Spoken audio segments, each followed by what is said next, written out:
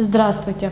Мы работаем в студии медиаклуба «Апснехя», и гость сегодня у нас в студии руководитель форума молодежи Абхазии Инал Хишба. Инал, рада приветствовать вас у нас в студии. Здравствуйте, Марина.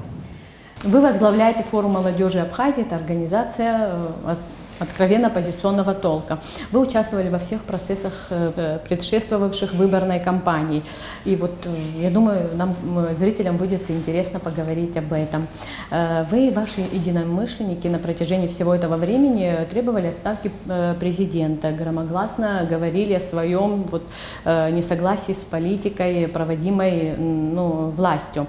Как вы считаете, каким образом власть при таком высоком антирейтинге, 23% в первом туре и фактически 70% населения проголосовало не за кандидата Хаджимба, и в итоге во втором туре одерживает победу? Как вы считаете, какие основные ошибки были допущены оппозицией? Хочу сказать, что действительно уровень доверия к власти показал первый тур. Что же во втором туре произошло, можно на эту тему размышлять. По касаемо того, что происходило, мы знаем, что какой ресурс был потрачен, какие силы были потрачены.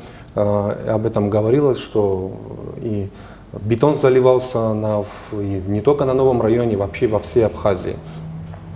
Об этом только говорилось и все. И даже глава государства на дебатах дал комментарий по этому поводу, что якобы это делали добрые люди.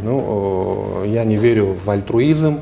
Эти добрые люди, скорее всего, получают за это определенную плату. А вот откуда эта плата идет, с чего кармана и как она в этот карман попадает, мы, наверное, все вместе предполагаем. Но оппозиция тоже тратила какие-то средства. Безусловно, все, что незаконно, оно должно фиксироваться.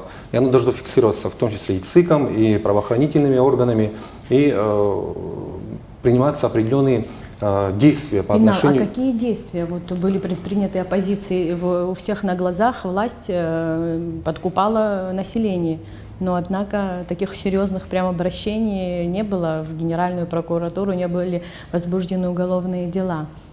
Наверное, не было какой-то веры, что что-то может решиться положительно в этом плане. Но это не значит, это не говорит о том, что заявление не надо делать или не обращать внимание на то, что закон действительно нарушается. Потому что подкуп избирателей – это нарушение закона. Помимо того, что заливался бетон добрыми людьми, еще работали внеурочно, так сказать, паспортные столы. Они работали вне рабочего времени, то есть активно выдавались паспорта. Но с какой целью это делалось, нам всем, наверное, понятно. Когда мы говорим об ошибках, чаще всего принято в них винить почему-то кого-то еще, но только не себя, потому что я знаю, что поднималась тема касаемо того, что кто за кого голосовал. Большое количество этнических армян голосовало за кандидата Хаджимба. Армяне также являются гражданами нашей страны, и они не являются титульной нацией, и можно просто поставить себя на их место и подумать вообще, в какой ситуации они находятся в преддверии выборов. Они действительно рады проявлять свою гражданскую активность, я имею в виду голосование, но те методы, которые применяются по отношению к ним, они недопустимы. И после всего этого им действительно, наверное, я так думаю, что вообще не хочется принимать участие в выборах. Говоря об оппозиции, почему так получилось, что кандидату от оппозиции у него не получилось выиграть эти выборы? Наверное, скорее всего, не удалось убедить людей. Не удалось убедить и в том числе людей и на дебатах, мы все их помним.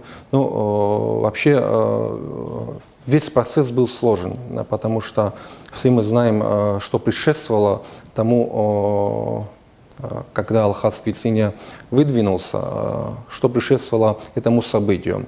Мы знаем уже, и об этом неоднократно говорилось, что лидера оппозиции и кандидата от оппозиции Аслана Георгиевича отравили.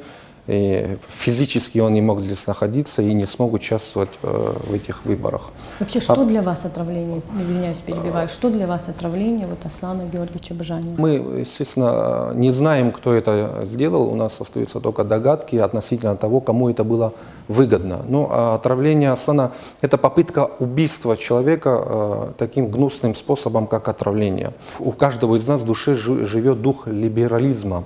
Мы свободолюбивый народ. А Аслан Георгиевич являлся человеком, который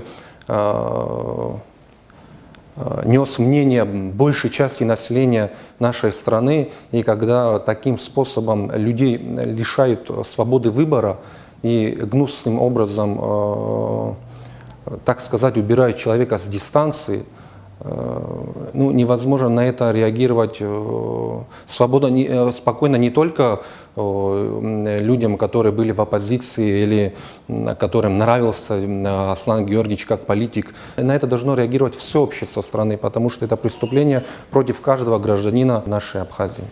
Когда мы говорили об Аслане Георгиевиче, никто не занимается идолопоклонничеством. И никто никого не идеализирует.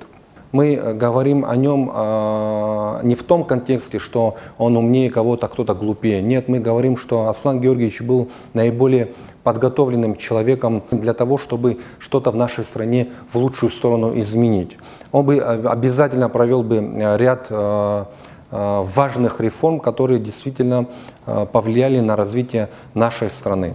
Сейчас страна в преддверии инаугурации. Как вы оцениваете обстановку, которая вот сегодня в обществе есть? Не секрет, что преобладает мнение относительно вот итогов, да, вот выборов. Присутствует некий негатив, нервозность такой в обществе накануне вот инаугурации. Как вы оцениваете общественно-политическую ситуацию? Все находятся в таком очень сильном напряжении. Я присутствовал на заседаниях, судебных заседаниях, которые проходили.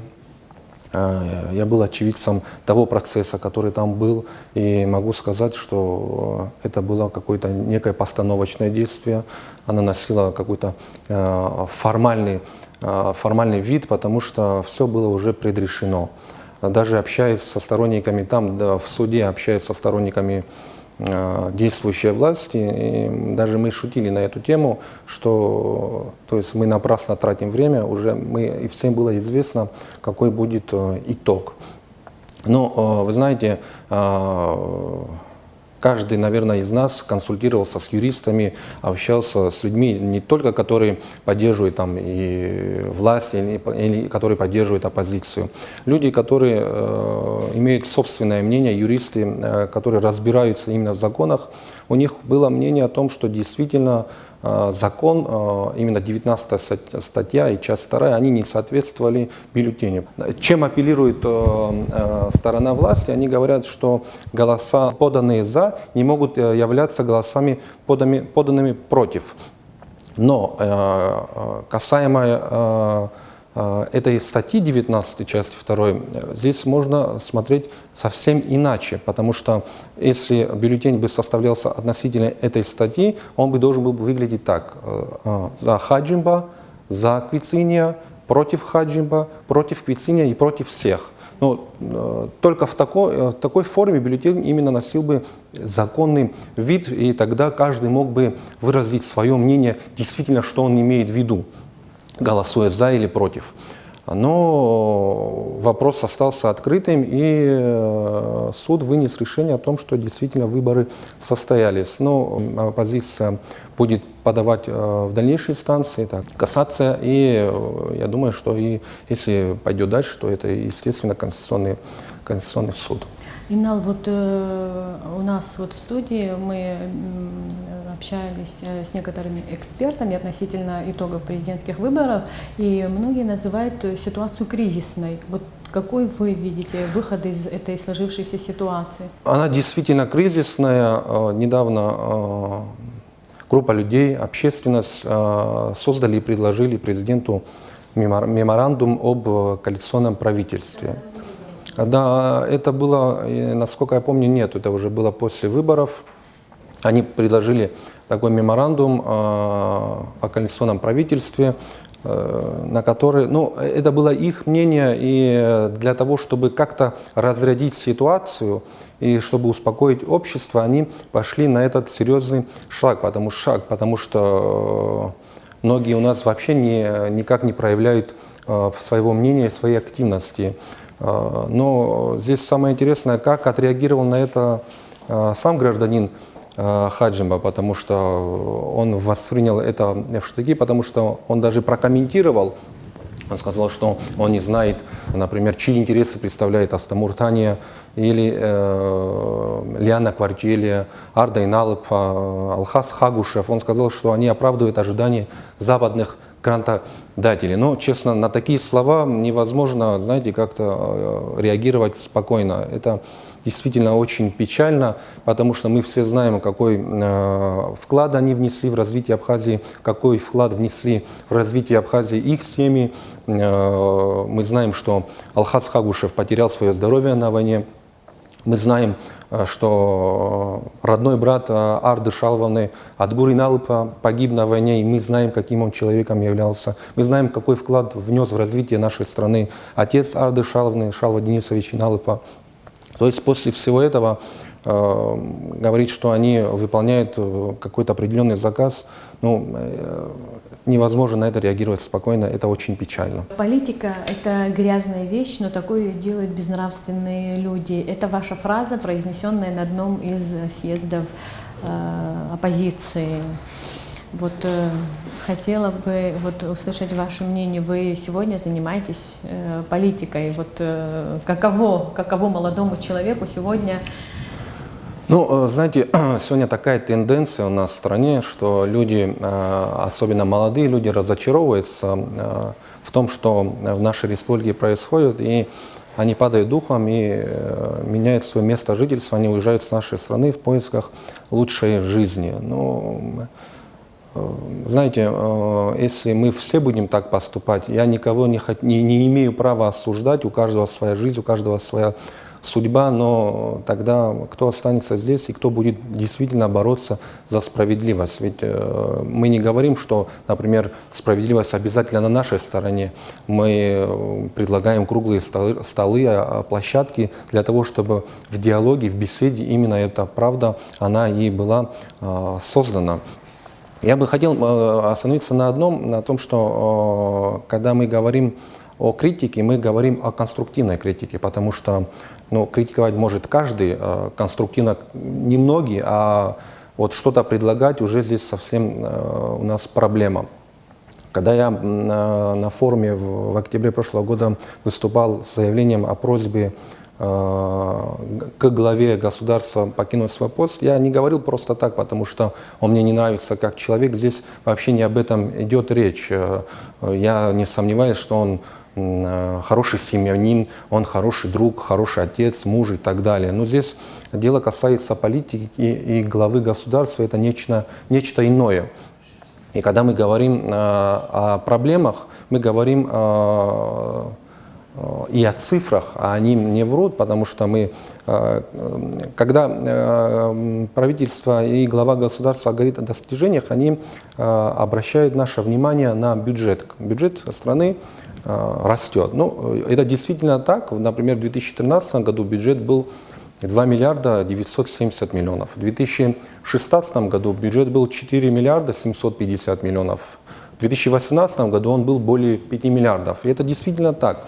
Ну, люди, которые не углубляются в эти процессы, они действительно думают, что на цифрах бюджет растет, и значит экономика растет, и жизнь улучшается. Но в действительности совсем не выполняется, да, потому что практически ежегодно у нас дефицит бюджета. В 2018 году дефицит был 130 миллионов. И этот дефицит, он покрывался за счет кредита от Национального банка. Но в этом году случилось нечто иное. Уже из государственных денег, из государственной казны был выдан кредит в количестве 500 миллионов уже Национальному банку. Ну, это, не знаю, как это прокомментировать, но это случилось. И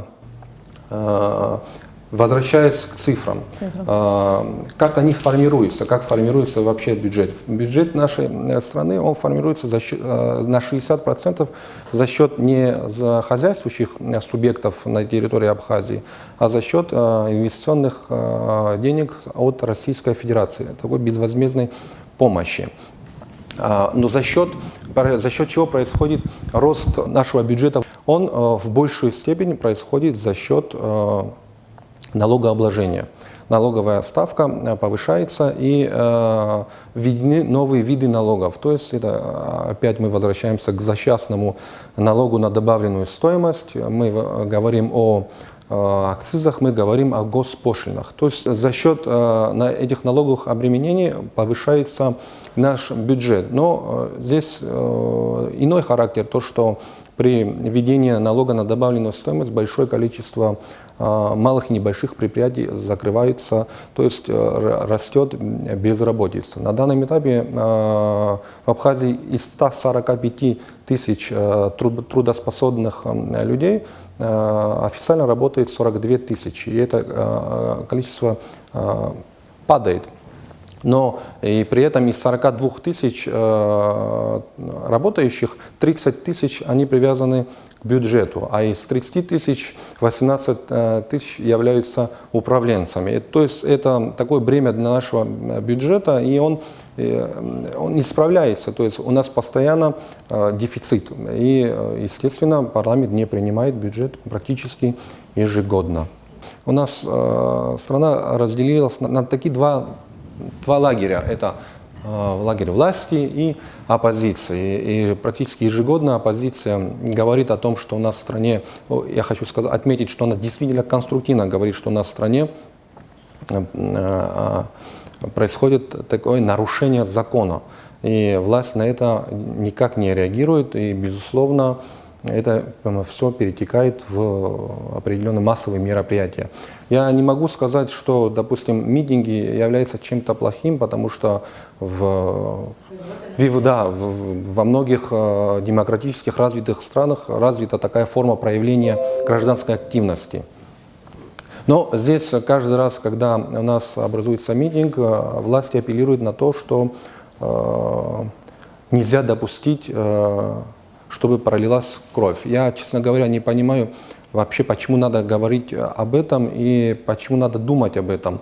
Мы понимаем, что кровь проливалась во время войны, когда люди защищали свой дом, свое государство. Но когда мы говорим о борьбе между оппозицией и властью, почему должен быть такой метод? Ну, и почему, кстати, власть всегда ответственность скидывает на оппозицию за все, что происходит в стране. Это очень, да, это очень интересно. Это интересно, при том, что сама действующая власть, будучи в оппозиции, там митинги, акции протеста, они очень часто, мы все это прекрасно помним. Все мы помним, и я хочу сказать о том, что вообще происходит с нашим мышлением и с нашей психологией.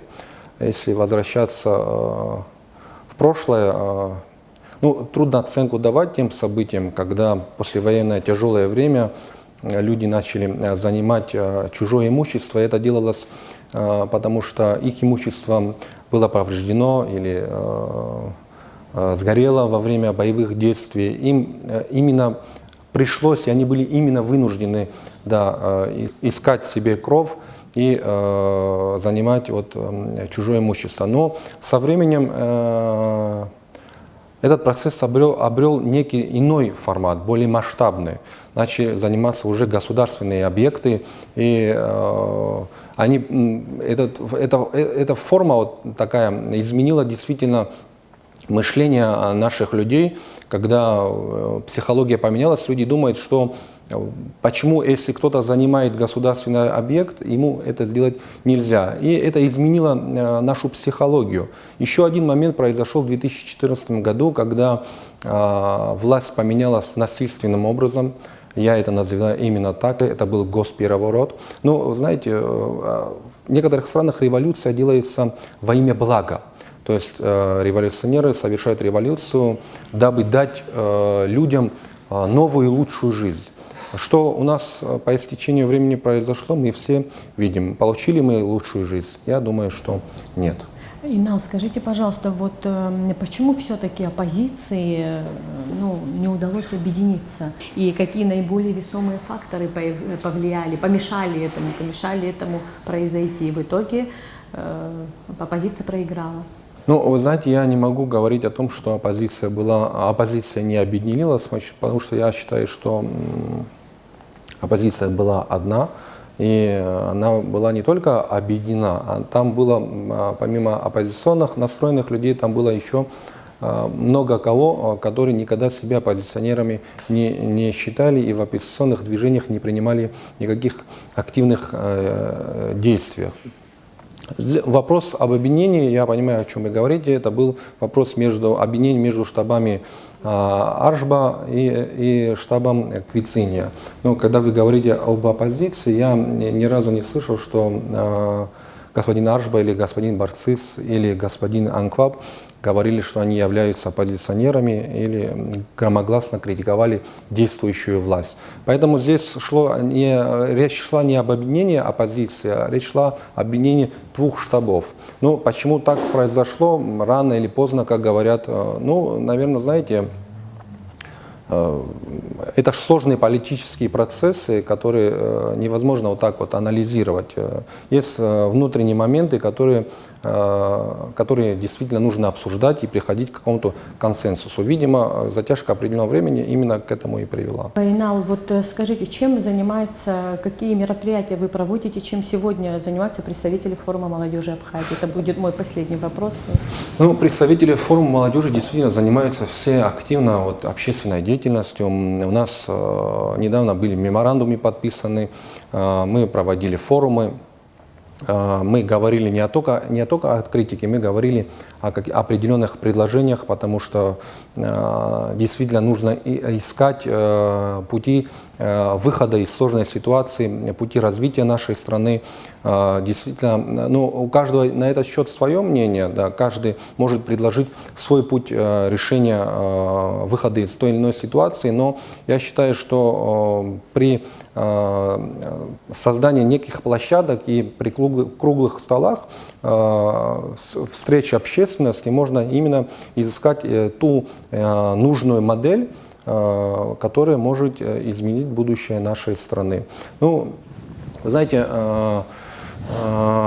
почему-то мы, я не знаю, так с осторожностью смотрим на примеры других стран, демократических стран, которые они применяли в своей стране, они действительно работали. Но чаще всего звучит пример экономического чуда Сингапура, это премьер-министр Ли Куан Ю. Но я думаю, что этот вариант нам не подходит, потому что там применялись радикальные меры. Я думаю, что для нашего общества, для нашей страны